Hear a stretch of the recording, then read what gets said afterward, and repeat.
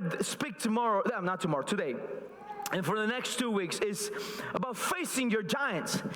And a lot of us have a life, we're so naive sometimes to think that like when we come to Christ, nothing would ever happen to us. Everything is going to be fine. But life is a fight. Every single area in your life is a fight. You see, waking up in the morning is a fight. Trying to raise up your kids is a fight, especially with society, the way the society is right now, that we don't know if we're a boy or a girl. The way that to have your finances is a fight. Right now with the economy that we have, every single area in our life, it's becoming a struggle, it's becoming a fight. Let me ask you a question this morning. Do you think God will ever give you something that He doesn't agree with? Do you think if you ask God for something, He will not, and He knows that He's going to damage, destroy you, do you think He's going to do it? He's going to give it to you? What if I present a scripture of when God knew it was going to be a messed up situation and He gave it to them?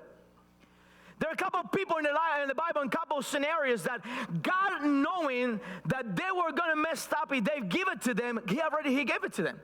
And there are some things that I want to talk to you this morning, and especially in 1 Samuel chapter 8, verse 4 to 8. The Bible says that the nation of Israel was asking for a king.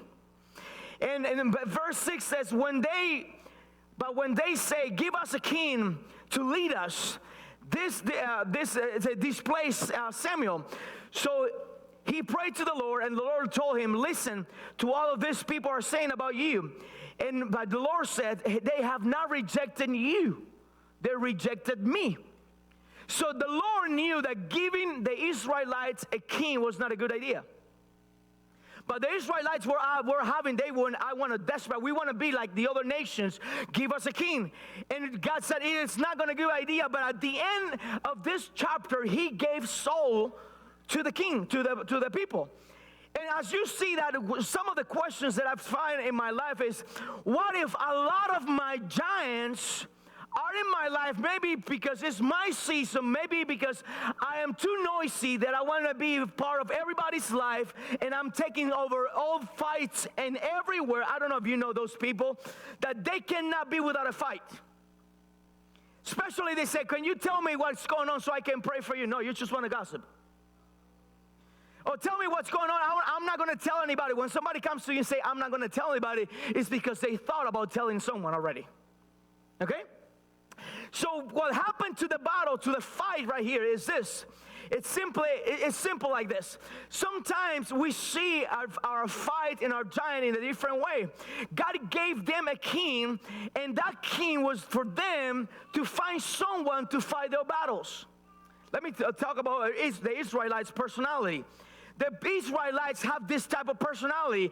They told to Moses, why don't you go and find out what he wants for us?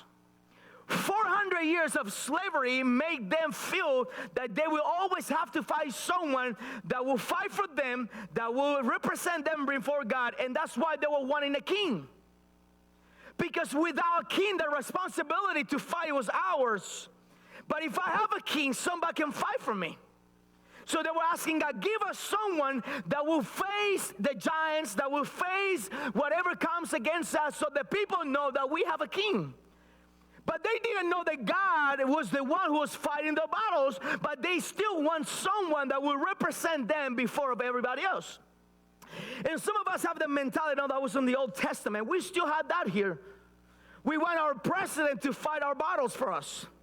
We want our pastor to go up to the mountain, find some rice and beans and bring it to us.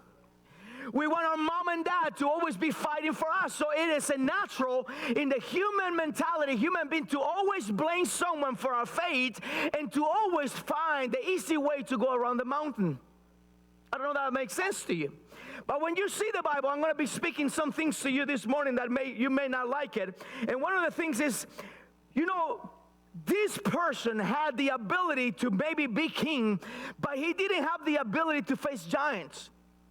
And some people believe that Saul, his first giant was Goliath. You remember the time, the story that Goliath came and said, bring me someone that can fight against me. The Bible says that Saul and all the Israelites were hiding, and Saul couldn't find anybody to fight against Goliath. And some of us feel that Goliath was his first giant, but it was not like that. The biggest giant that Saul had to fight was pleasing people.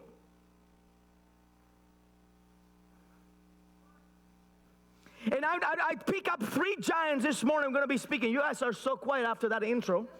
Maybe I shouldn't do that intro next week. And we have this type of culture right now in America, in the world, that we want to be peacekeepers, not peacemakers. And whatever we go through right now, we want to let's keep the peace. And when you keep the peace, you don't make hard decisions, you don't make confrontations. But when you want to make peace is sometimes not the absence of troubles, but in bringing up to the surface what is your giant. And I'm really going to confront you this morning, because you know what happened? We have so in our mentality, we want people to think good about us, to their opinion about us can be fine. Sometimes we even this morning I said, "Hey, what do you think? This clothes, does it fit? Am I getting fat? My belly, or this like this or that?" So we always want the opinion of someone, because we believe that it's not enough with our eyes. We want people to see if we're good. We want people to tell us if we did a good job playing. We're always trying to find the feedback from people. And when that becomes a necessity in your life, you're just facing a giant of pleasing people.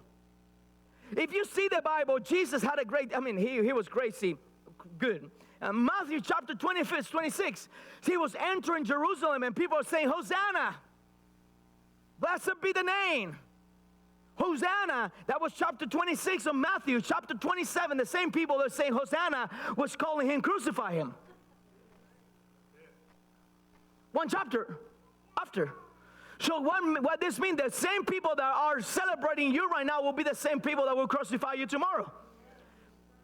So why am I going to base my destiny, my life, my business, my dreams based on what people will think, what media will tell me, what the White House will tell me? I have to separate myself and stop pleasing others. I don't know, I love this part. When you are about to fulfill your dream, when you say, "I have a dream," people will tell you, you cannot do it. When you don't listen to them and you start doing, people will tell you how to do it. And when you make it, people will tell you, I was always with you. So in the beginning, you're not going to make it. When you don't care about them, they're going to say, "Let me tell you how to do it." And when you don't listen to anybody and you make it to your destination, say, I was always with you. If we have the ability to silence our mind and our vision, can you imagine how free you would be? Can you imagine how free you would be from social media? How free you will be of what people think about me?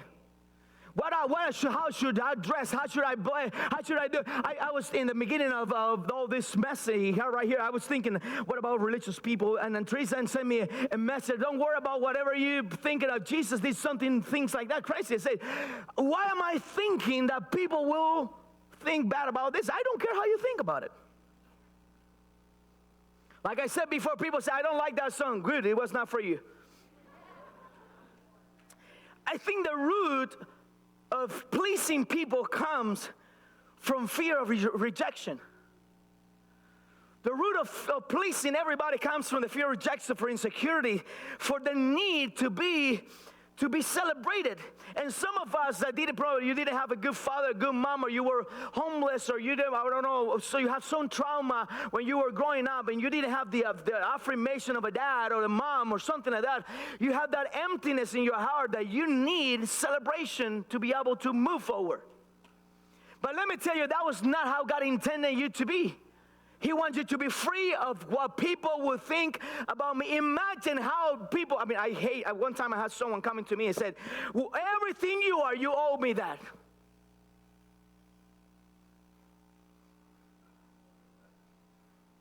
And I told that person, I thought he paid 2,000 years ago the price for me and that he cleared all my debts. But I'm finding out that I owe you everything that I have.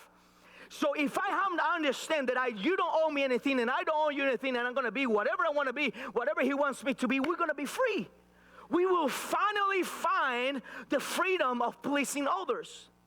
And Saul, that was his first giant. I'm going to talk about the second giant, and I'm going fast to this message. The giant of inconsistency. Is that correct? You're not consistent. And maybe you thought I'm going to be brain giant of pornography, and we're going to talk about that in the near future. But I'm going to talk about simple and small, and maybe small for you, but it's eating your lunch. Giants and inconsistency. How many of us start a book and never finish it? Probably a lot of us have never read a book.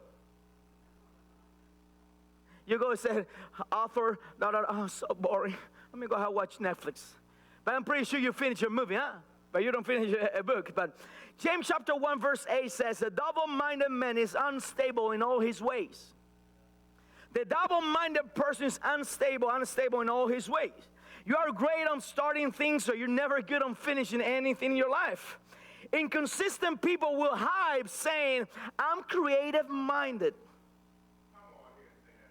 I'm so creative that I cannot finish what I'm started at. No, you're so lazy that you don't really want to finish what you started at. And you thinking you want God to bless you. God will never give you $100 if you get bored with a $1. So I want to challenge you right now to finish the kitchen you started 3 years ago. I'm going to challenge you right now to finish that dating process that you said your wife that you were going to do it. And I want you to finalize that promise you made me to Texas Roadhouse. I'm putting that a soft touch. It is time to finish what you started it. I want to do something here that I love this part. Being consistent is a gift that not everybody has. Being consistent is a gift not everybody has. You know what? Being consistent requires a long-term commitment. Some of us are only entertained with the things that are in front of us, and we don't believe in the long-term things. We already gave up the ideas of our businesses, the idea of having a powerful marriage, a powerful whatever ministry and things like that. And we already are so comfortable, and because the inconsistency in my life takes me to not follow a direction and finish the process. I don't know if this happens to you. But I realize this, when I come from Florida to here and I drive all the way to Ohio, when I get to a road that I know, I turn off my GPS. And I wonder if I was the GPS, how would I tell you my owner, hey, I drove 900 miles with you telling him where to go for me to take from me the ability to say you made it? Imagine if you were a GPS. Imagine 30 miles from the house and your GPS will say turn left and we're making it almost there. Process and all that stuff. And I'm going to turn. No, wait. I went through snow, through water, that red car red. I put you to another place. Remember when you're about to have an accident and I said in 3 hours, I put you to a shortcut that you're going to get 45 minutes and now you're turning me off?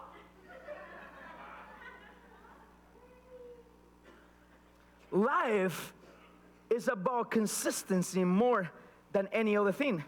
You know, I've been seeing people at the point, I don't know about you, I've seen more people at the edge, giving up at the edge of their breakthrough than actually fulfilling.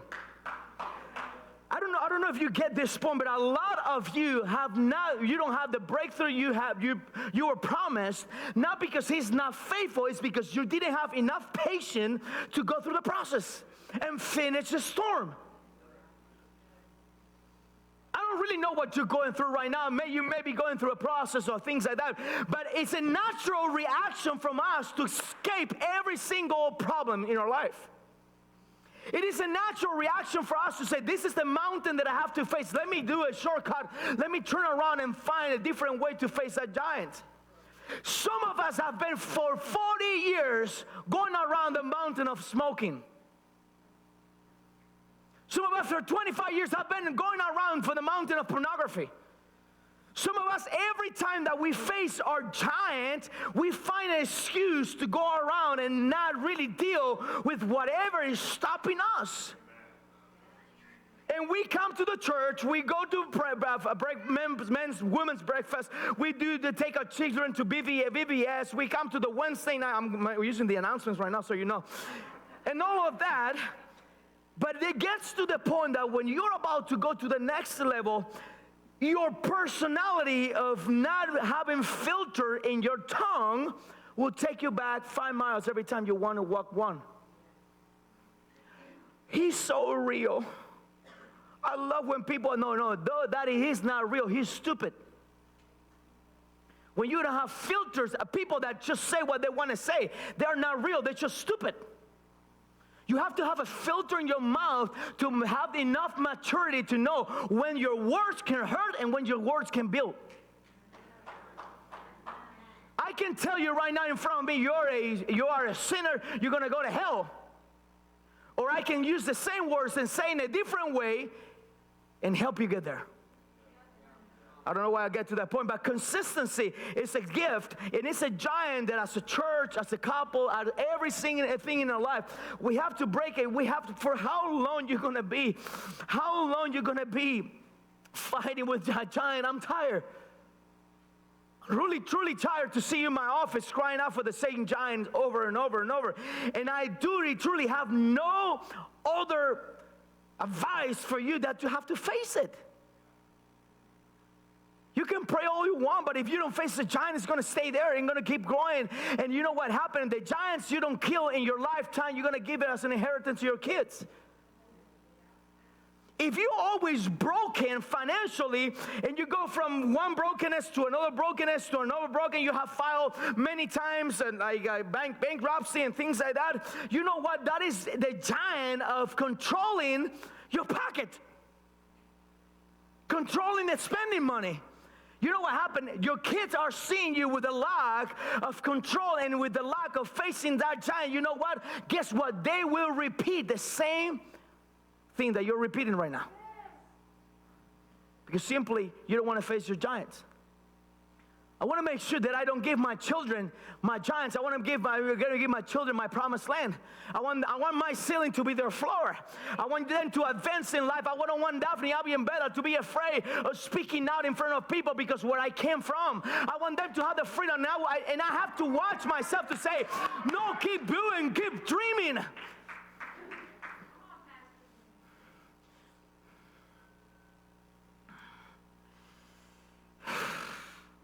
Third giant. And now I'm going to stay a little bit longer in this one because this is my giant. The giant that I haven't been able to overcome yet. And giant that God has pointed at me since I started this series. He's pointed at me, his giant. And let me tell you this. I have lost more battles by being distracted than by being unprepared.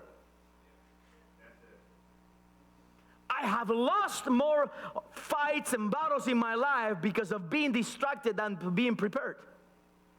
And you have to understand that a lot of the fights that you are losing is not just because you're not prepared, it's because you're not focused. We are so distracted, and we are living in the distracted world right now. And you know what? Distraction will make you overtrust. You know what? You want to see a distraction when you go, and you cannot drive without having a YouTube playing in your car.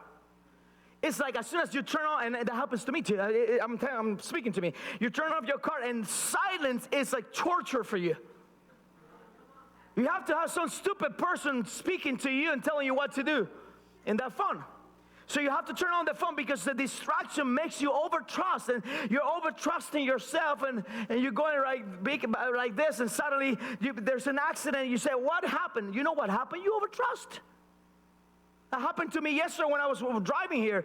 My father-in-law and I were talking, and it was snowing. I was just talking to him, and suddenly a red car stopped around. Every red car, something happened with the people with red cars. You guys are weird. Get white or black. Why red? Red is blood. It's calling you to an accident.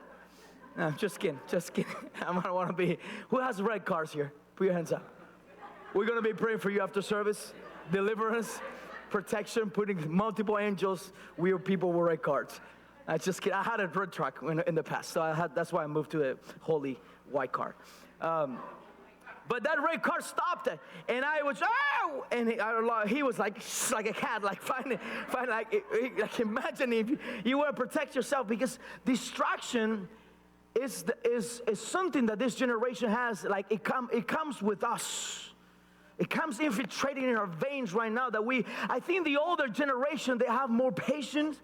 The older generation, they know how to be silent, how to listen God, how to hear a nice story without even thinking in your mind something else. Right now, this generation is always like, have you seen that? They can be in their phone watching a TV and responding to your mom. I cannot walk and speak at the same time. I have to walk or speak. The greatest battle you fight is when you are at the top of the mountain, not in the field. Some of us get prepared for that attack in the mountain right here that we're going to be prepared for. No. The attack comes when you are on the top of the mountain and you say, I made it. You put your guard down, and that's what the enemy comes and to kill you. When you finish preaching, when you finish overtaking a giant, when you finally got your children back home, when you finally got your check and you pay all your debts, suddenly at the top of the mountain, you put your guard down and distraction will come and take you off. When I'm distracted, I trust in everything. When I'm distracted, the enemy steals my birthrights. Let me pause there because you didn't get it. Let me keep going. When I'm distracted, you spend time in things that are not important. When you're distracted, you stop. I may be a freaking person, and I maybe you probably my wife can speak to you about who I am and how we act. Leanne is she's a rock, unstable. She's a rock, and she's fine. She's firm. She's okay. You will never move her. She's always happy. She's always strong. When I came to America, I was a little girl crying for my grandma all the time. You remember the first time I stood up here, Leanne was saying, tell something. I said, I miss my... I felt like a little girl. Leanne was just like strong girl, like finally. She's strong. She doesn't move. I'm like...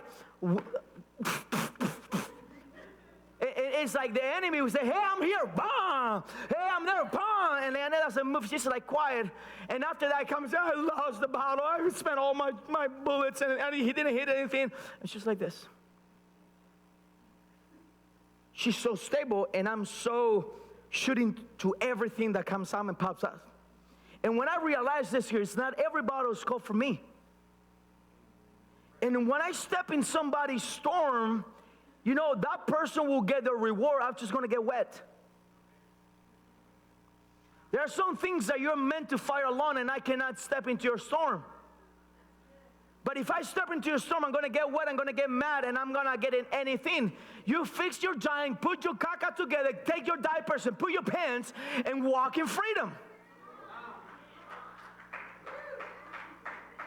A couple people, they have their pants on. The other ones are the diapers still. David was distracted. In the season of kings, he was distracted. I feel holy with this fog here. Machine. Don't you see me? An angel speaking to you. I just need some wings to fly. I feel so holy. Look at me right here. Take a picture. Action. Joseph was focused. Daniel was focused. I love this part. You know what? I love the story when Peter was walking on water, and trust was not his problem. Belief was not his problem. Faith was not his problem. Distraction was his problem. The greatest weapon and the greatest giant that will come to you will be the giant of distraction. And distraction comes sometimes with presenting you too many options. And when you present too many options, you say, well, what should I take if I say yes to this? And that is the distraction to realize what those opportunities, how can they match to my destiny? So the enemy is calling you to every fight. The enemy is calling you to every opportunities. And you're right here trying to figure things out. And because of the distraction, you cannot choose and pick whatever you want and whatever he wants you to do. Distraction is a giant that will take you down. I love when David was fighting against Goliath, 1 Samuel 17, 8-10. And this is amazing how they picture this. Because David had a different thing. Justin, can you come up here, buddy? David had a different thing. David, the Bible says that David was a little boy. He was not part of the army. Come here. Let's just get closer so I can punch someone. They were part of the army. No, don't punch me. What? No, I don't even. I mean, I can scratch you, but I don't think I can punch you. But what I like about David is this: the enemy was for 40 days, twice a day. That means 80 times in the whole 40 days. He came to the Israelites and said, "Send me someone to fight for me, to fight against me." The Israelites were bigger than them in numbers. The Israelites were in their territory. They knew the ground. They knew how to fight. But they accepted the enemy's rules to fight their battles. Say, "Send me someone." So I feel like when you listen to the enemy so many times, it's like the enemy punch me. Be nice. Wow. Emily. She's not going to help me. I think this is a horrible idea. Pastor John, do you want to fight? How are you going to punch me? Enemy, make sure you punch me right in the right place. Okay? Okay, I would still want to have a boy. Okay? So the enemy will speak to you. I don't know. Do this like the enemy. Thank you. The enemy will speak to you, and he was going to punch. And he's going to keep punching. And he's still going to use that right hand. And you're going to keep using that right hand. And as you get comfortable with that right hand that the enemy is punching, and you can, okay, I'm going to defend. I'm not going to watch that pornography anymore. I'm not going to be. But there is a time that when the enemy gets comfortable, you say, okay, now you're comfortable with that hand. Use the other one. And that punch I call the hidden card that the enemy has for you every time you want to be something in life. It's that he comes and puts Justin, you're not going to make it. You know, I'm so proud of this guy right here because he hasn't stopped. He has a dream. And some people who said, no, Justin, now you're so skinny, you don't have the body to fight, or you're so like that. I'm so proud of him first because he got a haircut. And say because he have his beard trimmed. Let me go. I'm just celebrating you, but I'm excited about him. You know why? Because he hasn't given up. He's a natural fighter. He has every excuses to give up right now. He does have every excuse right now to say, I cannot do this, I cannot. But he's fighting, and in April he's going to have his first fight. And guess what? I'm going to be with him. And we're going to have the first professional fighter in FFCC. But this is what the enemy does to you. David was hearing that for 40 days. And for 40 days he was punching. He was trying to fight and find the right direction to punch. And suddenly, why we have to accept what the enemy is saying? Where you're so prone to agree with the enemy to everything that he's saying to you. Imagine you go from defense to offense. Imagine you find the time in your life that you said, defense is not facing your giant, it's going around the mountain. You know you have that problem with your personality, that you're too rush, and and finally you find someone to tell you, no, that's how you are. You just keep going like that. No, that's stupid. That's not how you are. You can work on that thing. You can put a filter in your mouth. You can take that computer out of your house until you're free from that pornography. You can start moving. Don't get settled on, I'm going to just resist the enemy. And you know what? You keep resisting the enemy. He can keep punching you. And finally say, Pastor, I'm about to give up. I'm about to go higher. Or I'm about to take that ministry. And suddenly he comes and he hits you right where you didn't like it. And you go backwards. One of my points here in Family of Faith is this. For you to face your giant, you have to be tired of your giant. for you to finally say, I'm done. I'm done. I don't want to live like this. I want to be free. I want to be free. I want to be so whole. The enemy doesn't have anything against me. I'm going to fight back to the enemy, and I'm going to punch him everywhere I can. Let me take advantage of this right now. I'm going to punch him everywhere I can, and I'm going to be the first punch. I am going to fight back until I see my family restored. I'm going to fight back until I see Newark, Ohio without addiction. I'm going to fight back until I see my family in the sanctuary. I'm going to fight back until I see deliverance. I don't know about you, but I'm fighting back. I'm fighting back to the enemy. I don't care about what he's doing. I don't care about what he's trying. I'm fighting back. I'm fighting back. I'm fighting back. Some of us have a past that it has become a giant.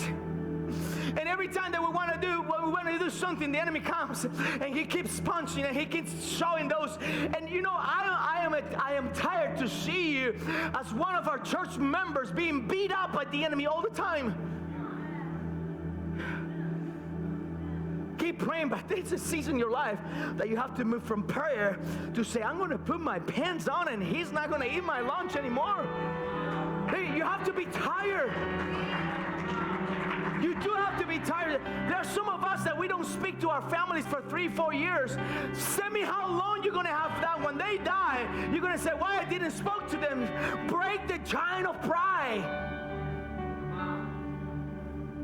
Come on, family. Stop. I don't know about you. I have so many things here, but I don't know. You know what happened to this generation is that we were born with the ability to always blame someone for our fate. We have the ability to say, I'm like this because of my papa. I'm like this because of my culture. I'm like this because of this, because of that. I'm going to tell you, I am 100%, I qualified. I'm part of the top 3 qualification to be nothing.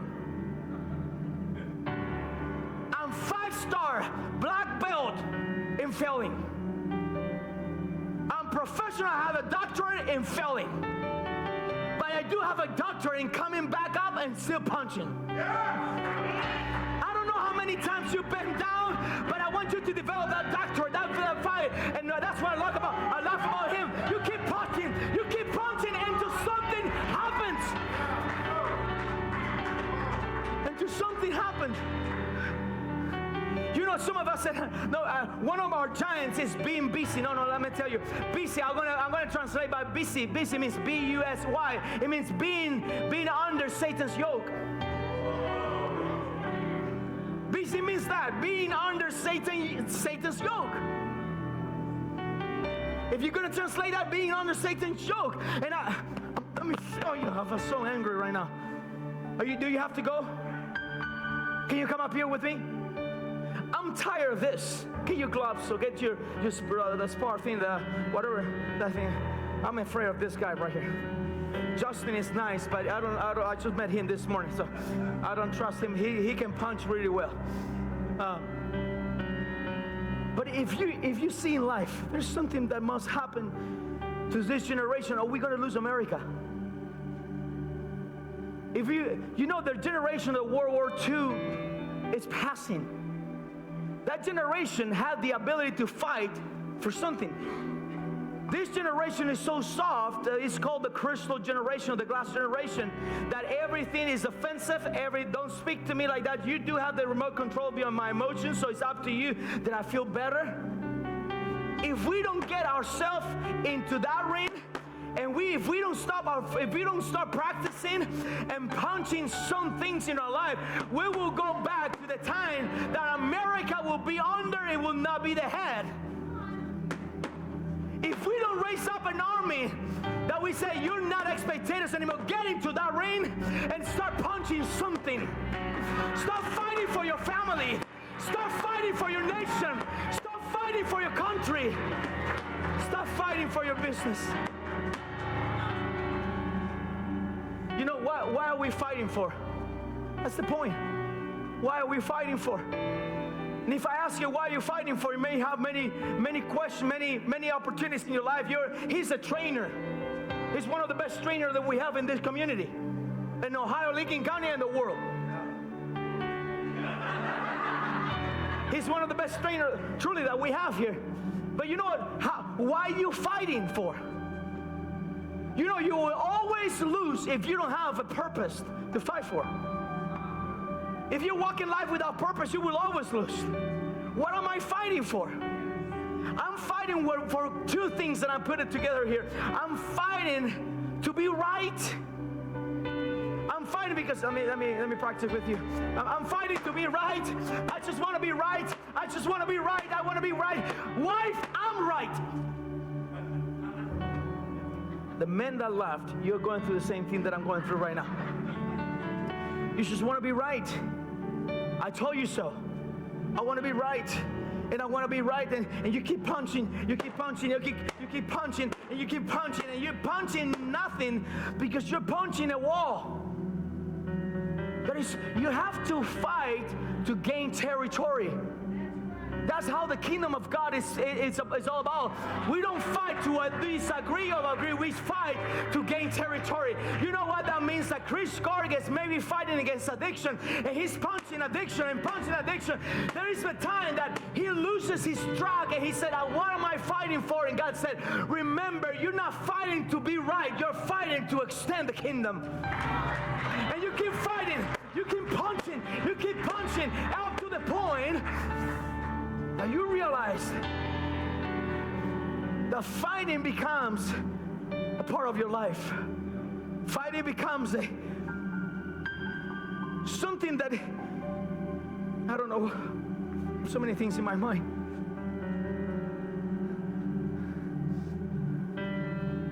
You know what happened to us here in this world? So we have a fight between two things.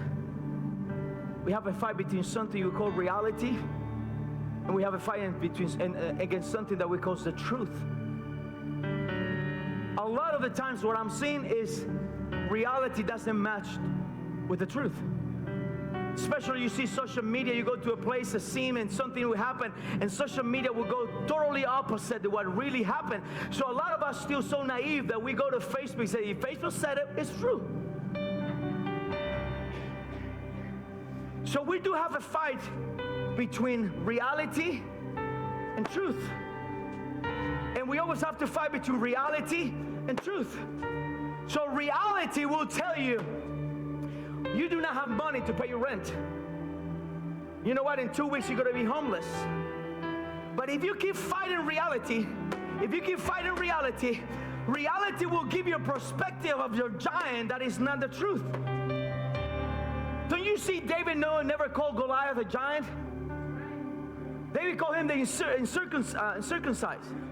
He didn't even call him a giant. He knew even from far that he was not a giant, that he was not matching.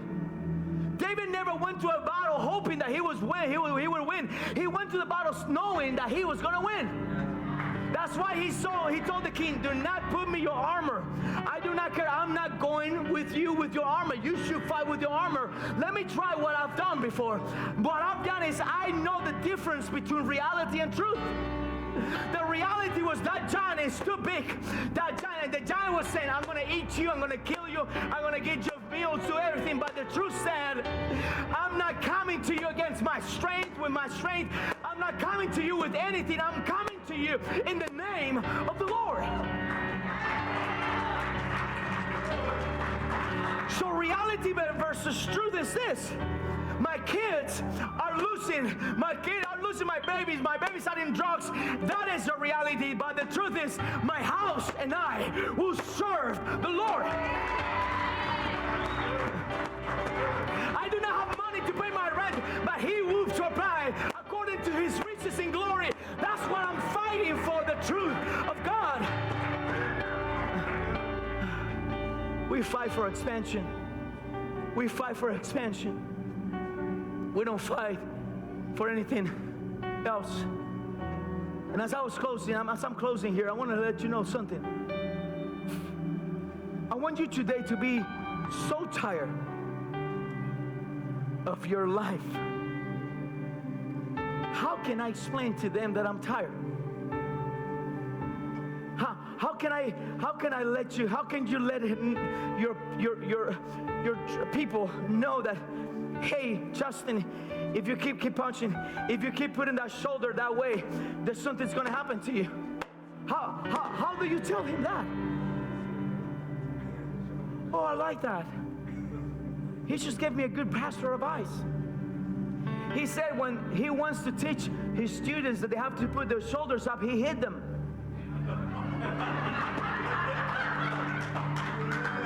If something would have happened to you in the next 2 weeks, blame VO2. Okay? But I love you. I love that. Sometimes we learn through pain. It's a consequence.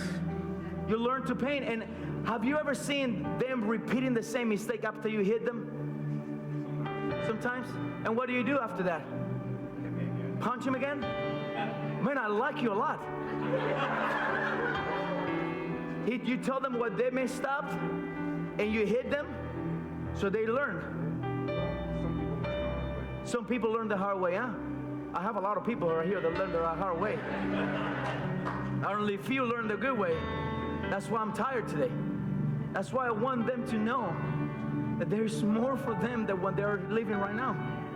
That's why I want them to know that they don't have to live under the poverty mentality when they have a business that God gave it to them years ago. But because of the giant of fear, they're not willing to punch. I don't know how to tell everybody. Let me just have a conversation with him. You guys, it's not with you. I want to talk to him. I want to let the FFCC know that we don't have to get settled in where we are. I want to let them know that we are an apostolic sending center. And we can impact the nations from here. But some of us don't believe me because they still punch in reality. And instead of turning around and punching the truth and fighting for the truth. But I'm still telling them, like, you don't have to live like this. There's a better opportunity. I've seen sometimes people in the streets that they're more obedient to a whole word of hope than people that have seen God operating in their life for years. I've seen people with God delivering them from cancer, and now they have a headache and they are down. If He delivered you from cancer, that was a bigger punch. Why a headache will take you down? How can I tell my people that they are called for something greater? How can I tell them that Newark, Ohio can be the center of revival in America? How can I tell them that God has called us to overflow this community? How can I tell champions that they are doing the right thing and they keep going? How can I take Beth Ryan, they're going to be behind her?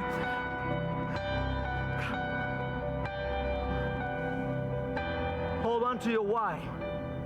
Why are you doing it?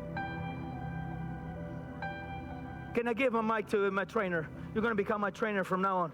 I like you. He punches people, so he's part of my team. I love when you punch someone. We on? All right.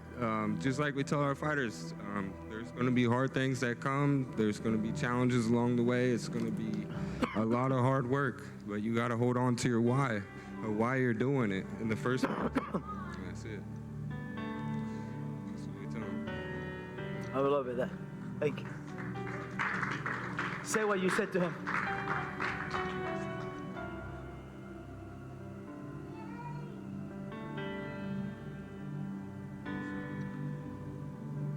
Yeah, so they had me representing fear, and just like how we had it in the setting up here. Fear, was attacking Justin, knocked Justin down, but just like how we're talking about, everything's gonna come, fear's gonna come. You just gotta get back up and hold on to that why and dig deep, dig that heart out. That deep why, that's why you're fighting for. Why are you fighting for this morning? Why are you fighting for? Why are you fighting for? You know what? Before you fight for anybody else, you have to fight for yourself. You have to say, it is enough. It is over. From now on, I'm stepping up. I'm canceling my my pet spirit. And I know I just created a pet spirit. You know what is a pet spirit? When you have to always soft everybody else and say, yeah, you can do it, you can make it. No, I have to tell you that if we don't make drastic decisions right now, we're going to lose it. If you don't make drastic decisions today, we're going to lose it. If we don't make drastic decisions today, we're going to lose our community. We're going to lose our nation. I want to ask you, those who are ready to fight, only those who are ready to say enough is enough. If you still have some options to go around the mountain, you can still be sitting down and fine. But if you say today, I am tired of going through the same over and over, I'm not entertaining this idea anymore. It is over. It is finally over. I want you to run to the altar right now.